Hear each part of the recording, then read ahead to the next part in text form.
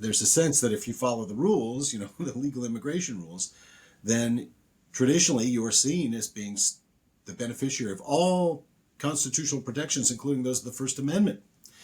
And so this seems to be a pretty severe speech-related act of retaliation against someone for their specific speech. Seems to be an obvious violation of the First Amendment.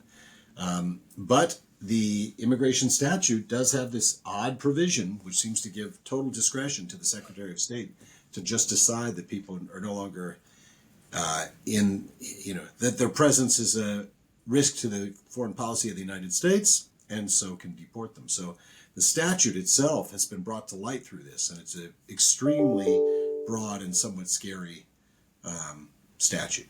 Yeah, I mean, I have to say, there's a few things that this case has made me think about. One is just what are the rights of citizenship and like what are nationality rights? I was actually a legal permanent resident in the US until I think I was 16 or 17. When my parents moved to the US, once we got our LPR status, back then it was sort of considered almost like being a citizen, but allowed you to preserve, your citizenship from the country you came from, and with me it was Peru. And there just wasn't, there wasn't as much of a sense of compulsion to become a citizen, to take that extra step, because the sense was that once you were an LPR, you were sort of a full person here, and it was understood that you were making a life in this country. And I think that seeing the distinction between LPR and national, that the Trump administration has made very clear, and obviously this is not the first time that distinction has been drawn, but I think the distinction now seems like pretty urgent. And I'm a citizen now; my entire family are citizens, but it was just a very scary thing to realize that the rights that you have, when you really do affiliate with a country and make your life there, that they can be divided into this fine-grained way. And then I think also the fluidity of it all, right? Because I think one thing that's been scaring people is that maybe this LPR distinction is just a pit stop, that you can actually start making distinctions with citizens. And then if you can't count on, your rights as a national generating from that status, then what are you, then you start finding yourself into like a stateless world. And it actually makes human rights more urgent, right? Because you and I support a system that recognizes rights above the nation state. Often the response is we don't need it, right? Because nation states are providing all the rights and giving all the services. But now we're seeing just what a weak system that can be under the right administration. Absolutely. I think you mentioned a couple things there. So I have friends who are naturalized citizens, which I guess you are actually. I am, yeah. So there are processes for denaturalization. And so this is, to me, the single biggest concern of this whole case. As I'm willing to explain, I don't have much sympathy with the movement of which he was a part. But the fact is that it's had an immediate chilling effect on free speech on campus, and that's absolutely terrible. A chilling effect not just on non-citizens, who certainly now are watching what they say, but even those who are naturalized citizens, or really any of us, because the way this interacts, of course, with the Kilmer Abrego Garcia case, where they can make an administrative error with regard to anyone, even me, and I'm not a naturalized citizen. I'm born here. An administrative error. I'm in the prison in El Salvador, and the administration's claim is there's nothing they can do, and they have no obligation to try to get me back. So you add all that up, it's having an enormous chilling effect on free speech in this country, on many issues, but including the Palestine issue, and that's unacceptable. That's unacceptable to me. Yeah. No, and I think the overall idea that you can make claims on your government because of your status in relation to it, that's so important to just the very basic foundations of democracy and the way that we understand it, And here we have a state that is actually playing with those definitions, and sending a message that actually you can't make claims, And I think that's I think as scary as it gets, when it comes to the idea of democracy and state accountability and rule of law. Yeah, I think you said something really interesting before, which is this is why an international system would be really terrific. In other words, if there were genuine limits that were imposed by international law on what states could do, and those things were enforced, that provides a floor, so that even if your own state turns against you, which of course it does for hundreds of millions of citizens every day all around the world, still there'd be some minimum floor of protection. And I think this case brings home, or should bring home, to Americans, this and the Kilmer Abrego Garcia case, that such a system is in our national interest, such a system is in our individual interest, because, just trust us as a request for, a reassuring request from the government just isn't cutting it right now. Yeah, it never does. This reminds me actually of our first season when we talked to Ayelet Shakar, who wrote the Birthright Lottery. At the time, we were having this conversation, which I think is a real conversation, which is just, if you really think about, I guess, the unfairness of the fact that the rights that you end up, or the benefits that you can expect from your state, really just have to do with where you happen to be born. And that there's sort of a fundamental unfairness there. But now I think what's happening now in the U.S. also adds this other element of across time, right? Because you can be born in a state where you may actually think you won the lottery, which I think a lot of Americans do think that or have thought that in the past. And then all of a sudden you find yourself on the bad end of the lottery, if you just end up with the right administration in the right moment in history. So this is the human rights system, I think, is intended to provide some stability because states do ebb and flow in terms of their stability, in terms of their respect for human rights, in terms of just how they're doing as a cohesive society, and the human rights system is supposed to set some standard that provides at least guidance for what the state citizen relationship is supposed to look like. There's something else I wanted to talk to you about, Tom, that after we stopped recording and you and I just talked to Bahar a little bit afterwards, we know him well. There was such a desperation in his voice about, or just a frustration with the way that the judge was kind of, dealing with the case. I think they had hoped for more decisive action on the part of the judge, and instead his client is, still detained, while there have been similar cases where the clients have actually been released. And I think it's worth saying also that his wife just had a baby, which is just so awful. But it just made me think a bit about, especially in our field, there's a lot of hope for the courts and how the courts are actually going to stop and direct state action now, and sort of set limits. But I think that this is really an illustration of what is probably really going to happen, which is just like you have some judges doing one thing on, in some contexts, other judges doing other things in other contexts. And it's just not a great system to actually reflect cohesive government positions, and I'm curious about your thoughts about this, because I don't know that the courts can replace responsible executive action and effective congressional action, and what the limits are actually going to look like. And I don't know, just where we'll actually find ourselves. Our system is designed for branches that will seek to expand their power, but also a certain degree of what you might call constitutional good faith, that they will, make facially plausible claims as they assert their power.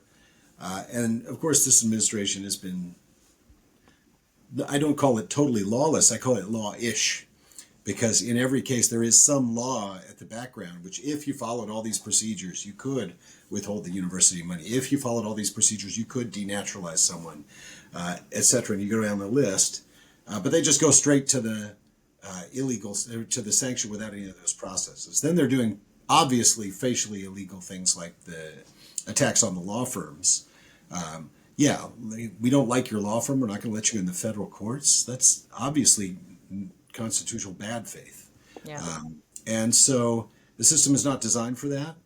The courts are slow. There's only, 800, 900 federal judges, and you can easily overwhelm them with just the sheer number of cases. And this is a form of abuse, obviously.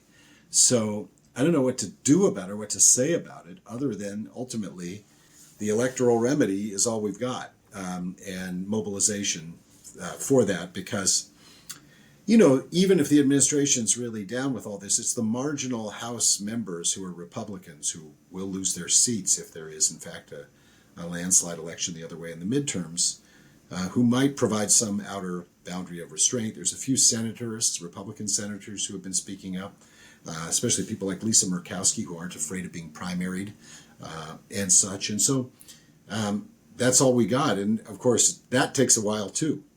All that said, what's interesting is that sometimes you see them try something that's patently illegal and then backing off completely. And that's what's happened with the student visas in universities, as I understand it. They withdrew many of them. Now they've stopped those withdrawals. I do have a good friend who was overseas who lost his visa on the way returning to this country. And then that was reinstated after a couple of weeks. So it doesn't seem to be like this is a grand plan. It seems more like let's sow a bunch of chaos and see what sticks. So really, to be honest, I just can't get my head around why anyone would think this is a good idea. But hey, they have a theory. Yeah. Well, it also depends on what you're trying to accomplish, right? And I think that for my sense is that a lot of these things are to do what you just said, create uncertainty, create chaos so that you can actually engage in the acts you want to engage in because the floor is open.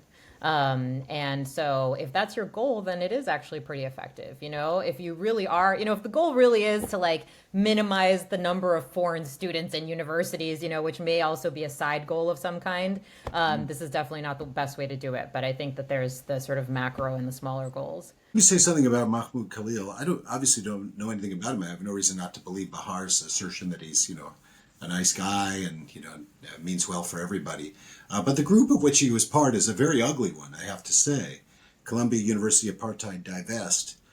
This is the group, one member of whom had, gotten suspended for saying that Zionists didn't deserve to live, which I think could lead, in a campus context to be a genuine threat for, people would be seriously afraid given all the violence of the demonstrations that was going on at Columbia to begin with.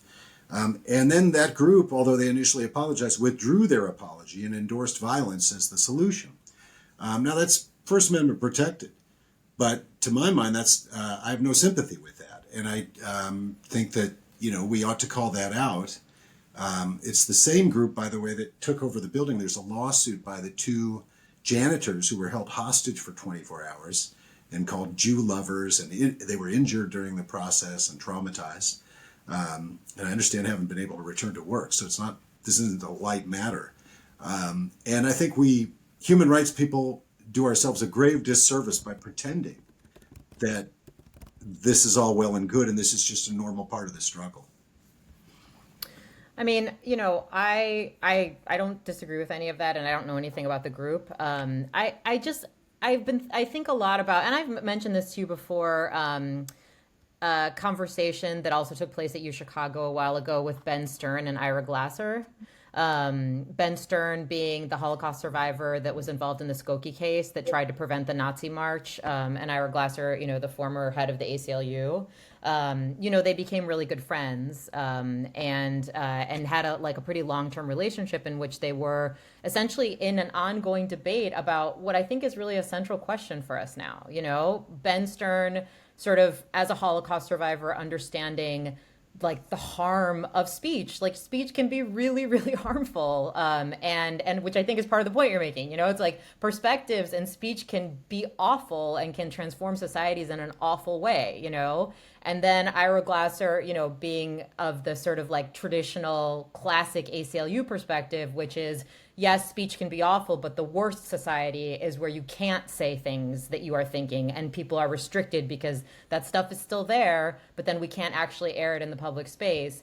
And I think, I left that conversation watching these two people who had been at such odds and in such a deep way and had tried to understand each other, really not knowing, where I fall, because I see they both want the same society, but just think that there's a different path to getting there. For me, it's not an easy question. I think I definitely fall on the speech side, just because it's the safest. It's not the most comfortable place to be, but I do think it's the safest place to be. So in a way, I don't have to ask myself a lot of those questions because I do think that, I can vehemently disagree with people, find what they're saying to be completely disgusting, but I'm always going to defend their right to say it. And I think especially in the space you and I exist in, like there is no institution without that as a real protection. Well, I completely agree. As you know, I'm in that classical liberal space, which reflects a deep optimism about society. Ultimately, it does. And uh, maybe one that's not even warranted. I mean, we don't know. I mean, I still have it. I think in the long run, as society works things out, but who knows? Generative AI. There's lots of challenges to that view, but the fundamental principle strikes me as right. All I'm saying is, let's not. There's a tendency to say, oh, obviously there's horrors going on in Gaza. Therefore, everything that everyone says or does to oppose those must be okay and Yeah. must be innocent as the driven snow. I'm sorry. That's wrong. And I am expressing myself on the show I was by going to say, and I will defend your right to say that. calling bullshit, and you can use that term on calls for violence, because I think that is Yeah. traditionally the line. And it's we all know that's not a perfect line at all either. By the way, I mean, free speech, we're very expansive in this country, and maybe we're too expansive. I don't really take that position that we've got it exactly right by any means. But as between trusting the society to get it wrong in the long run and the state to get it right in the short run in terms of its regulation of who can say what, I choose the society. And that's why I do take the liberal view. Yeah. No, and I do think that we're in a complicated moment because, if you add misinformation and the complicated relationship we all have with truth and facts now and the amount of just voices and spaces, and it's becoming really complicated. I think it's becoming complicated. The old school, like, we'll all just sort of shout at each other and something will emerge, which I think is like very classical. I think that doesn't it doesn't reflect how I'm experiencing reality, but I also think that there is still an application of speech principles in this reality. We are just figuring out what that looks like. So I think that the principle still holds. It's just that the application itself, because we're in such a moment of change, has gotten a bit more complicated. And it's almost like we need to catch up. The way to understand what's going on, one angle, which Aziz has written on in the Atlantic, and I was expounding upon, is something called the dual state idea.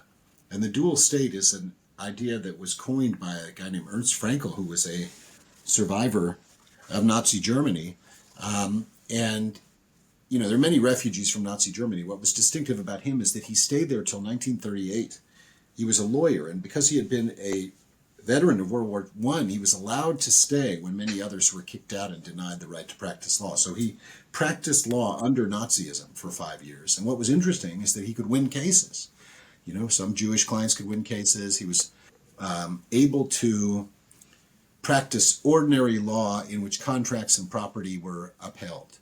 But then what he noticed, of course, is that the Nazi state would intervene selectively to define certain things as being beyond the pale.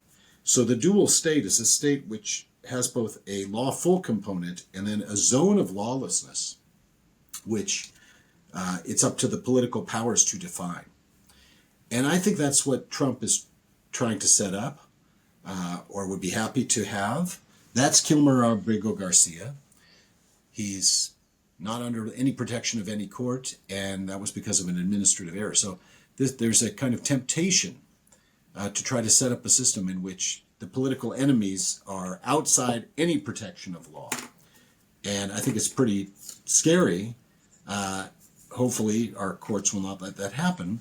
Previous attempts, like at Guantanamo, were limited by cases like, as you know, Claudia Hamdan and Boumediene and such, which said, there isn't a zone free of law. U.S. courts can reach into those cases. We're not going to provide many remedies, but we at least can reach them. But that thinking that the courts can, in theory, reach everywhere is absolutely the antithesis of the dual state. So we're going to see which holds.